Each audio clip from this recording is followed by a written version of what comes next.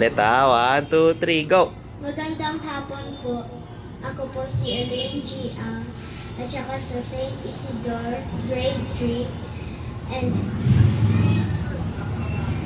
I'm going to... Tagalog dapat. Tagalog. Ulit. Ano Tagalog eh? Ha?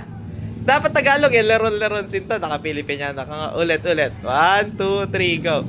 Magandang hapon po. Ako po si Elaine G. Sa St. Isidore, grade 3.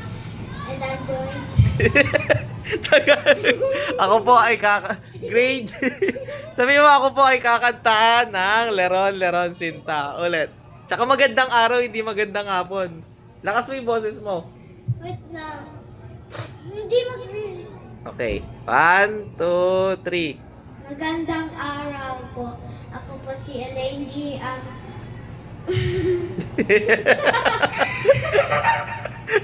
Wait. Lalakas ako yung microphone para hindi marinig. Ulit ha. Magandang araw sa'yo. Sabi magandang araw. Ako po si Elaine G. ang grade 3 St. Isidore. Ako po ay kakanta ng Leron-leron sinta. Okay, ulit. 1, 2, 3, go! Magandang araw. 1, 2, 3. Walang echo. Ay. Ba't nawala yung microphone? Ito yung microphone, no? Speak. Hello? Ayan. Hello. Ayan, ulit. Okay. Dali.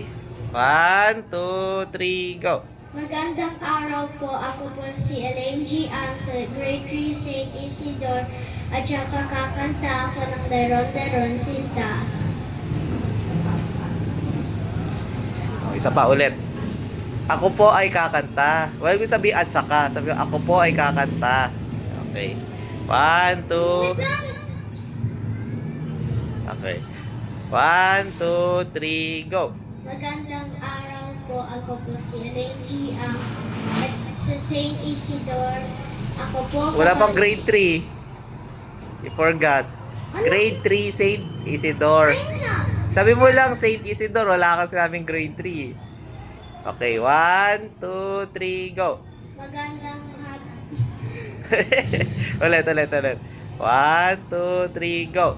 Magandang araw po. Ako po si Elaine G. Grade 3 St. Isidore. Ako po kakanta ng Leron-leron sinta. Okay. Sige. Okay na.